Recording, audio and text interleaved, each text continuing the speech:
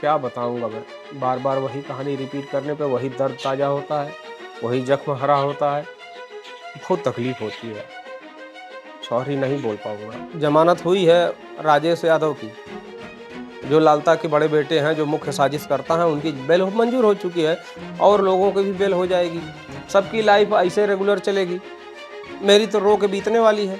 रोता हूँ, क्या करूँ मैं। झारखंड से आए थे, लालता ने वहाँ भी 2 हत्याएं की थी। कौन जांच करवाने जाए। मैं गरीब आदमी वहाँ तक पहुँच नहीं पाऊँगा। वहाँ भी उसने मारा था, हाजरी बाबू को मारा है, एक जेई थे तिवारी जी करके, उनको मारा है। घर नहीं गिरेगा, आएंगे यहीं रहेंगे। तो आप बताइए क्या मेरी बच्चियाँ सेफ रहेंगी? जिन्होंने मेरे बेटे को काट दिया वो मेरी बच्चियों को जीने देंगे? इसीलिए तो उन्होंने मारा ना, कि कोई हिस्सा लेने वाला नहीं रहेगा। तो मेरी बच्चियाँ भी भाग जाएंगी यहाँ से, मैं भी छोड़ के चला जाऊँगा। पीछे की ज़मीन तो मैंने दे ही दिया था। पीछे की ज़मीन से कोई मतलब नहीं था। हमने लिखित दिया, समझौता करके दिया है कि हमको इससे लेना लादना नहीं। लेकिन अब उनको ये मेरा कच्चा मकान और ये पूरा तालाब, मेरी चक, सब कुछ चाहिए इनको। पूरा रोड तक चाहिए था। आर्थिक सहायता मिली है सरकार की तरफ से, मैं झूठ नहीं बोलूँगा। तो गवर्नमेंट ने सहायता किया है, आर्थिक सहायता मिली है। 5 लाख का चेक मिला था मुख्यमंत्री राहत कोष से। साहब लोग आप उस जगह पे हो, कम से कम गरीब मारा न जाए, किसी का परिवार उजड़े ना। कुछ ऐसा कर दीजिए कि एक मिसाल कायम हो जाए कि किसी गरीब को अगर कोई बड़ा आदमी मारेगा, दबाएगा, तो उसकी ये हालत होगी।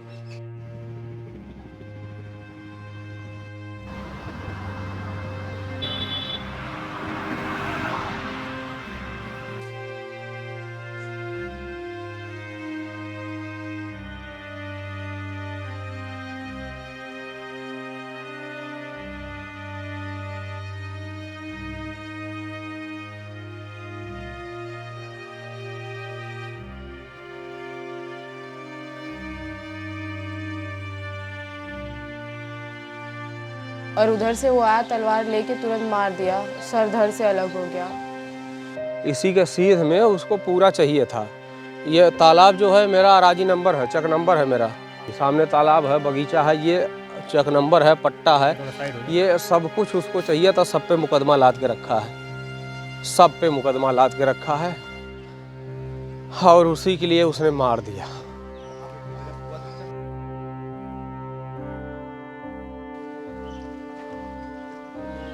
वहाँ जो इंटरलॉकिंग लगी है ना, वहीं कॉर्नर पे मारा था। सुबह के टाइम में कॉर्नर पे मारा था।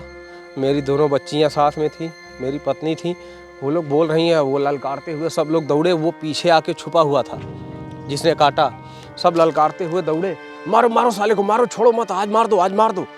मेरी पत्नी और बच्चियाँ दोनों साथ में थी, तीनों बोल रही भैया क्या हो गया, क्या हो गया, क्या हो गया, हुआ क्या है। तब तक मेरी पत्नी को ऐसे धक्का दिया, वो पीछे साया काट दिया। 4 लोग इधर, उसका ध्यान इधर था। मेरा बेटा ऐसे दतुअन मुंह में डाल के ऐसे खड़ा था। ये इसी जगह पे काटे थे, हाँ इसी जगह पे काटे थे। ऐसा मारा कि उसकी माँ के गोद में सर जाके गिरा है। ये पूरी ज़मीन चाहिए थी उसको, हाँ ये पूरी ज़मीन है, ये पूरा मकान, ये सब कुछ चाहिए था। ले लिया उन्होंने, मेरी ज़िंदगी तबाह करके।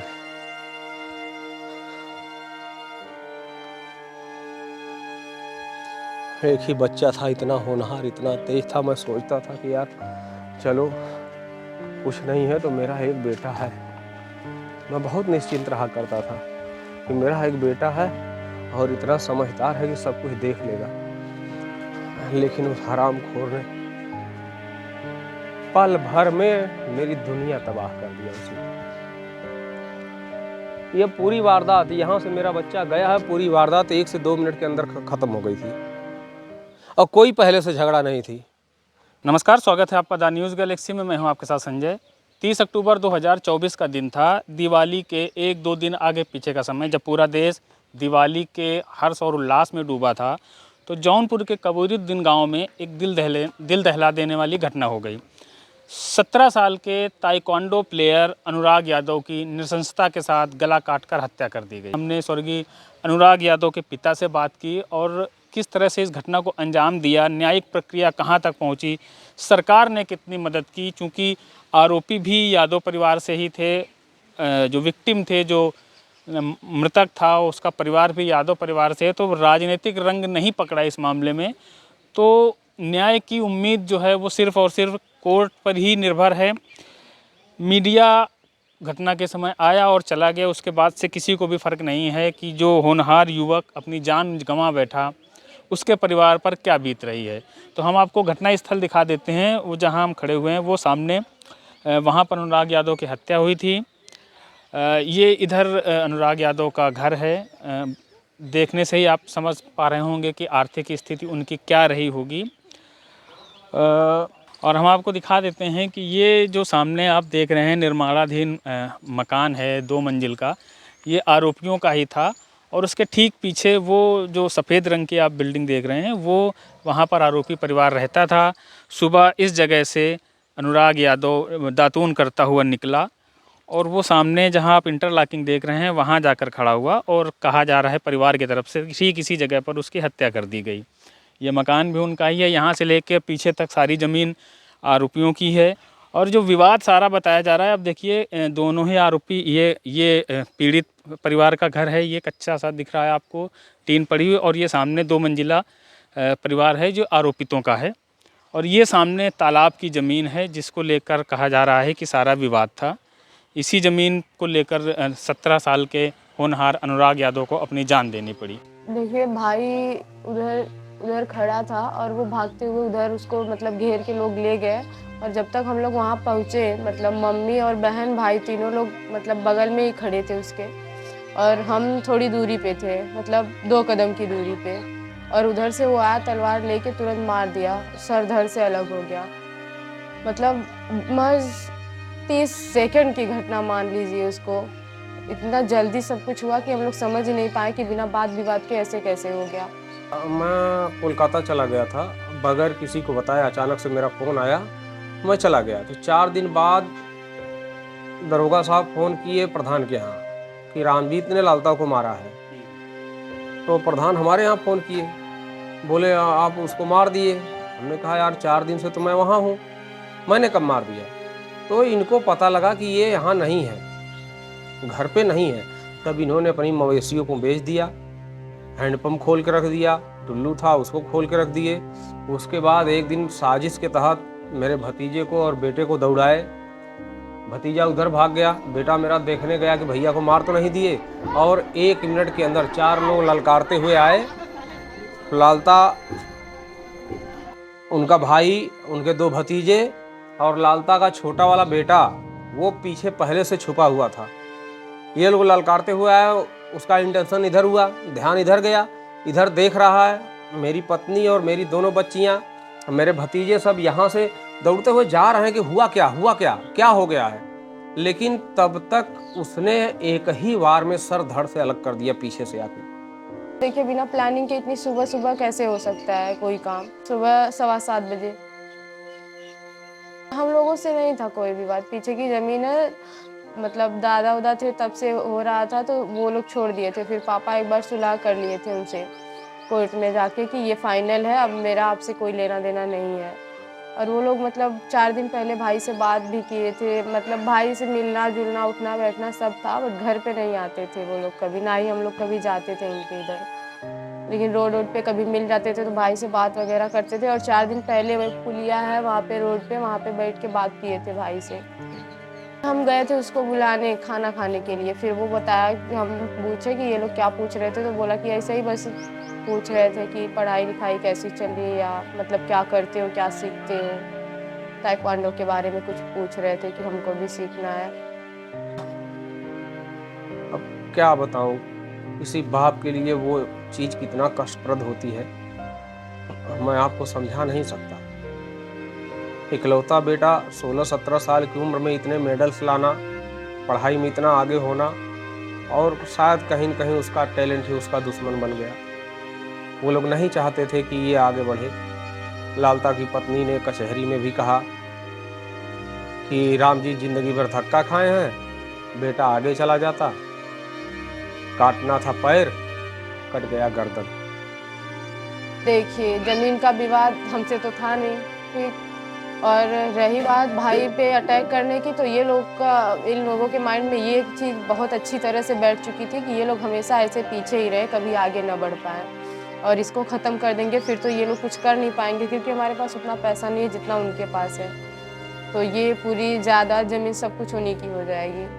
इसलिए उन्होंने भाई को टारगेट किया। नहीं तो वहाँ पे हम थे, मम्मी थी, मेरी छोटी बहन थी, हम तीनों चारों में से किसी को भी मार देते। ऐसा थोड़ी था कि हाँ बस भाई को ही मारे।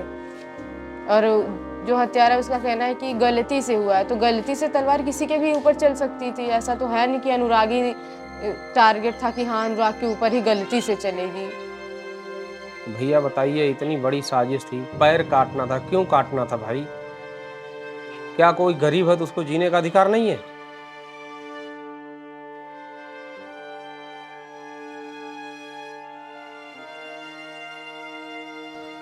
ये मवेशियों को खाने के लिए भूसा रखा हूँ, मेरे पास जगह नहीं है। ये देखिए, ये भूसा रखा हूँ। और ये घर जब से रिटायर्ड होके आया, मेरा घर बनने नहीं दिया, टूट गया है सब कुछ। देखिए सब कुछ टूट गया है, गिर रहा है सब, ये बनने नहीं दिया उसने। देखिए, ये बाप दादा की धरोहर में बचा के संजो के रखा था, सैकड़ों साल पुराना घर है मेरा, सब टूट गया है।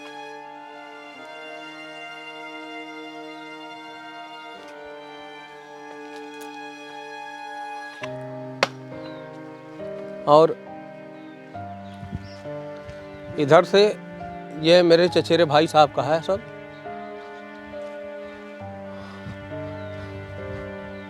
ये मकान भी उनका है जी, चचेरे भाई हैं। और ये देखिए, ये सब दे दिया था हमने। ये जितना उनका मकान बना है ना भैया, ये सब मेरी ज़मीन में बना है। हाँ, सब मेरी ज़मीन में बना है।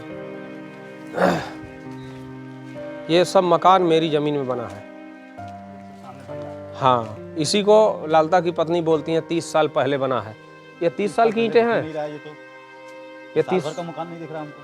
30 साल की ईंटें हैं। आप बताइए, 30 साल पहले कौन लिंटर लगवाता था, कौन पिलर लगवाता था? लेकिन कह रही हैं, झूठ फरेब उनके खून में शामिल है, तो वो बोल रही हैं। और आइए दिखाता हूँ कितना उन्होंने कब्जा किया। आइए देख लीजिए, इतना कब्जा।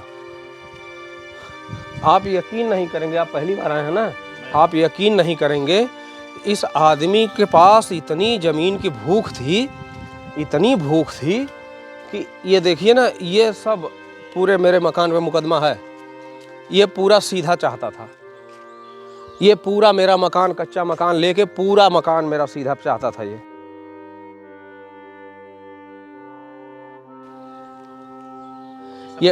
ये सब पे मुकदमा है। मेरे बीबी के नाम से मुकदमा है, बच्चों के नाम से मुकदमा कि हम धनबाद जाके छिनैती किए हैं, डकैती किए हैं, सारा सब पे मुकदमा है। और ये देखिए, ये उनका मकान था, इसमें रहते थे। हाँ, इसमें रहते थे। और ये छोटा सा, जितना ये पहला पिलर देख रहे हैं आप, इतना बड़ा इनका छोटा सा मकान था, कच्चा मकान। ये अपने पड़ोसियों का, पटीदारों का हड़प करके उतना लिए, इधर से बनवाए। और आइए दिखाते हैं कि दरवाज़ा किधर किधर खोला है उन्होंने।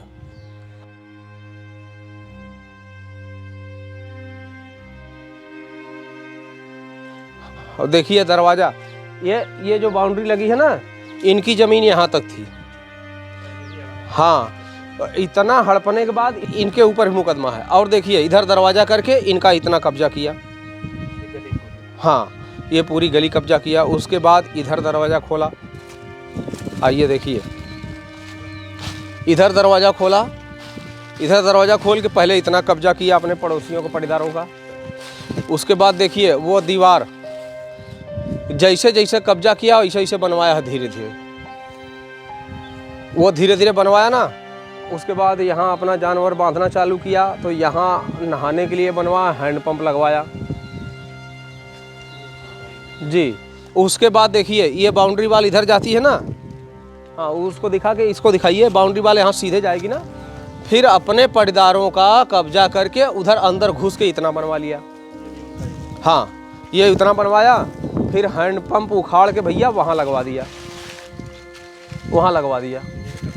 हाँ, ये कब्जा, यहाँ चक है, दूसरे का चक नंबर है ये। और इसके बाद यहाँ चक्रोट है। और आइए वो भी दिखाते हैं।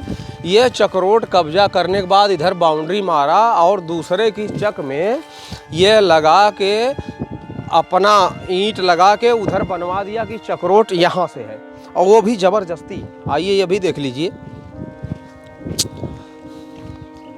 ये देखिए, ये ज़बरदस्ती बनवाया ये चक्रोट, ये ज़बरदस्ती है, जबकि ये चक्रोट इस बाउंड्री वाल के उस पार है। और इधर चक दिखा दीजिए, ये चक देखिए उनकी उस घर के सीधे से ऐसे आई है, सीधा ये सीधा आई है, लेकिन इसने ये पूरा कब्जा करके इधर चक्रोट दिखाया। और यहाँ से आप दूरी नापिए, यहाँ से उसको चाहिए कहाँ तक था कि मेरा मकान लेते हुए पूरे रोड तक, यहाँ से पूरा सीधा चाहिए था उसको। मेरे घर के बाद उसके बाद तालाब है, मेरा चक नंबर है, वहाँ मेरा पट्टा है, उस पर भी मुकदमा करके रखा था पट्टा खारिज करवाने के लिए। ये पूरा रोड तक जाना चाहता था।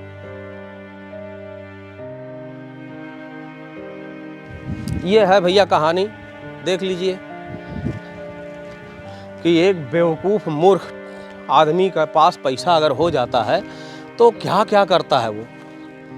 आप बताइए, ये ज़मीन कम लग रही है आपको? ये ज़मीन कम है? यहाँ से वहाँ तक टोटल उसको चाहिए। कितनी बार मैं समझाने गया कि बाबू कुछ लाद के लेके नहीं जाओगे, धनबाद से आए हो झारखंड से, तो ये झारखंड नहीं है। आपके बच्चे असलहा लेके टहल रहे हैं, दौड़ रहे हैं, निकाल रहे हैं मारने के लिए, तो आप लोग ऐसा मत करो। लेकिन बोलता था तुम्हारा समझ में नहीं आएगा, हिललतवा बोलता था। आ रहा समझ में ना, मेरे बच्चे को मार दिए, तुम्हारी भी समझ में आ रहा होगा ना। ठीक है, तुम्हारे पास बहुत पैसा है यार, मेरे पास नहीं है। मेरे पास पैसा नहीं है बाबू। गरीब आदमी क्या करेगा? चिल्लाएगा, रोएगा, मर जाएगा, उसके अलावा कर क्या सकता है? जिसके पास पैसा है वो अपना सब कुछ करेगा। सब गांव वालों ने तोड़ दिया था। गांव के लोगों ने? हाँ, गांव के लोगों ने तोड़ दिया था। जब बच्चे के साथ हुआ? हाँ, गांव के लोगों ने तोड़ दिया सब कुछ। सारी खिड़कियां? जी, सारी खिड़कियां तोड़ दिया, दीवार भी तोड़ दिए हैं लोग। लेकिन अभी मजबूरी है हमारी, ये है कि सब कुछ कर डालेंगे लेकिन मेरा तो वापस आएगा नहीं। अब आप देखिए कि कितनी ज़मीन उसको चाहिए थी, कितनी ज़मीन चाहिए थी। ये पूरा मेरा बगीचा लेके, तालाब लेके, ये पूरा उसको रोड तक चाहिए था। अब सोचो ये ज़मीन कम है। ये जो आरोपित हैं उनके घर के सामने का हिस्सा, यहाँ से भी हम देख लेते हैं अंदर जा कर के कि किस तरह का वीरान मंजर यहाँ भी है। हत्या करने वाले हत्या करके जेल चले गए। जो बाकी महिलाएं हैं, बच्चे हैं, बुजुर्ग हैं, वो भटक रहे हैं घर छोड़कर। पूरा घर खाली पड़ा हुआ है। आप देखिए, कपड़े बिखरे हुए हैं चारों तरफ। ये देखिए, इस तरह से साफ दिख रहा है कि कितनी जल्दबाजी में सारा सामान समेटकर भागे हैं। बाकी कपड़े वगैरह अभी भी उसी तरह पड़े हुए हैं यहाँ पर, और चीज़ें टूटी फूटी हैं। आप ये देखिए, टूटे फूटे चीज़ों के निशान हैं। ये शायद बच्चे पढ़ते रहे हैं यहाँ पर, तो स्कूल का कुछ वर्क है।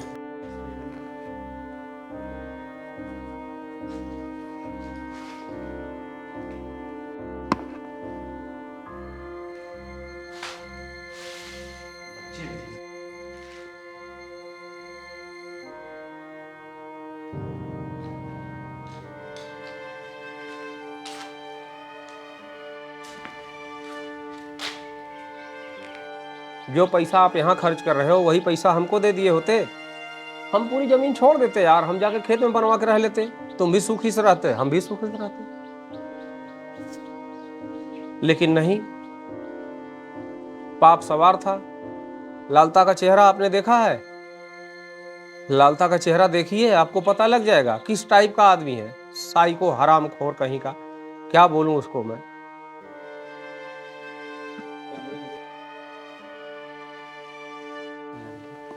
और हम आपको देखिए, ये अनुराग यादव का घर है, और इसके ठीक पीछे घूमते हुए हम यहाँ से आएंगे तो ये एक गली है। थोड़ा सा ये अनुराग यादव के घर का पिछला हिस्सा है।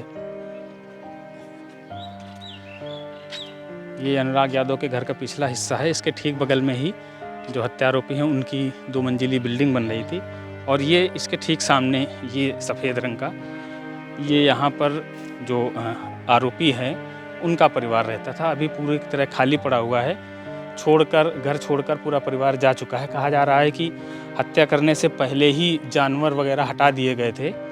अनुराग यादव की हत्या के बाद आप देख सकते हैं जो ग्रामीण थे आक्रोशित, उन्होंने पूरी खिड़कियां वगैरह तोड़ दी हैं इनकी।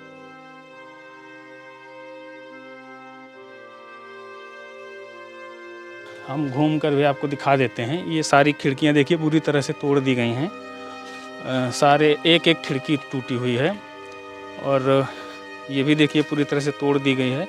और अंदर का नज़ारा आप देखें तो अभी भी वैसा ही पड़ा हुआ है जैसे कभी यहाँ कोई रहता ही नहीं था।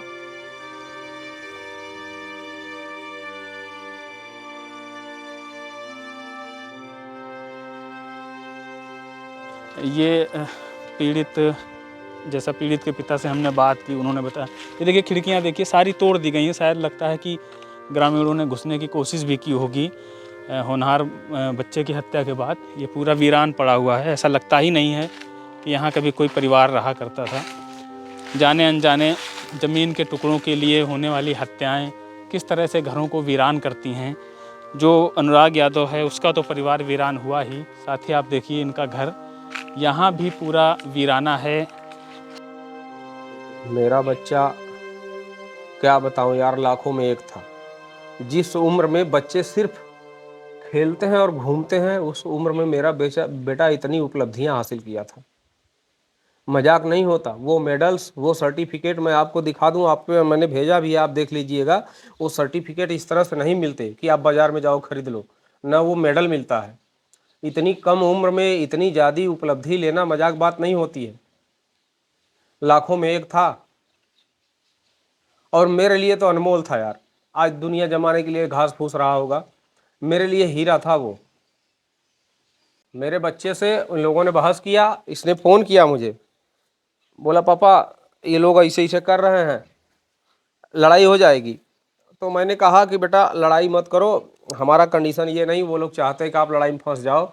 इन लोगों ने कहा था कि अरे मेरे पास तो इतना पैसा है, 1-1.5 करोड़ आया है वहाँ से यहाँ से इस तरह से, और तमाम कमाई आ रही है, तुम्हारे पास क्या है। तो उसने कहा था कि रिंग में 5 मिनट पसीना बहा दूंगा जब गवर्नमेंट की तरफ से, भारत देश की तरफ से, उसी दिन कई करोड़ गवर्नमेंट देगी और नौकरी, बंगला, कार सब कुछ देगी। तुम्हारा बाप लेके आया है तो इतना घमंड तुमको है, तो 40 साल में लेके आया है ना, मैं 5 मिनट जिस दिन अपने देश के लिए पसीना बहा दूंगा रिंग में, उस दिन कई करोड़ मेरे पास आ जाएंगे। और ये सब चीज़ें उसके लिए घातक हो गई। मार दिया मेरे बच्चे को।